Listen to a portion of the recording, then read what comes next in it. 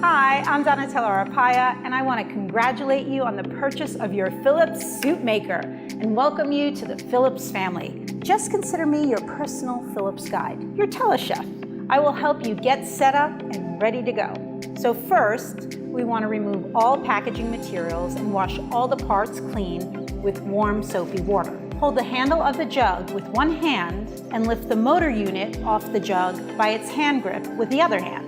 The soup maker has a blade to blend ingredients and a heating element to heat up the ingredients. You can also use this appliance to make compotes and smoothies. Now, before you use it for the first time, you're going to run once first with just water inside. You want to fill the jug with water up to the max line. Hold the motor unit above the jug, align the connectors, then lower the motor unit into the jug and press down. Put the small plug in the socket of the jug and then plug into the outlet. Now, press the program selection button until the compote program is selected, and then press the start/stop button.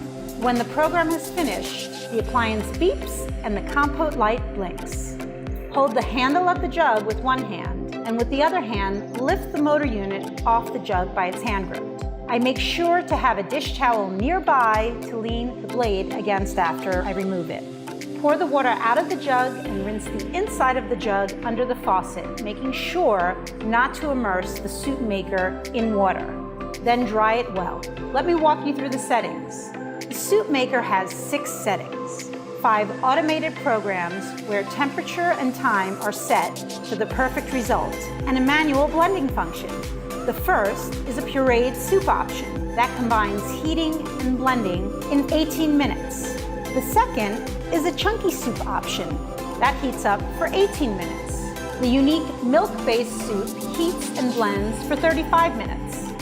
Compote heats the ingredients for 12 minutes, and then a cold soup smoothie blends for 3 minutes. When you're adding ingredients, including liquids, make sure they are above the min line and below the max line. That's very important. If the contents go over the max indication, the overflow sensor will cause the alarm to signal to activate. If that happens, just remove some of the contents and restart the program again. Now let me share with you a few of my tips to make sure you get an awesome result every time. Number 1, try to prepare everything in advance, so all you have to do is add your ingredients and just press the button. If you're using stock, I recommend heating it up in the microwave instead of pouring it in cold. I really find that it enhances the flavor and the taste. In general, use fresh ingredients wherever possible. Fresh garlic instead of garlic powder. Fresh herbs instead of dried herbs. These little touches really make a difference and will bring your soup alive. If you're using frozen vegetables, let them thaw or simply put it in the microwave before adding it to your soup maker. This allows for even cooking.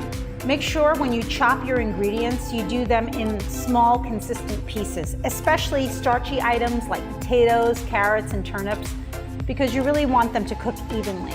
You're really gonna love this soup maker. It's so versatile. I also use it to make pureed soups and fruit compotes, like this one I made with the panna cotta. Now, make sure you register your soup maker by texting a photo of this camera icon, so you can receive an extended warranty, new recipes, and a ton of special discounts. What will you make with your Philips Soup Maker? Show us on social media by tagging Philips Soup Maker. I can't wait to see what you post, and welcome to the Philips family.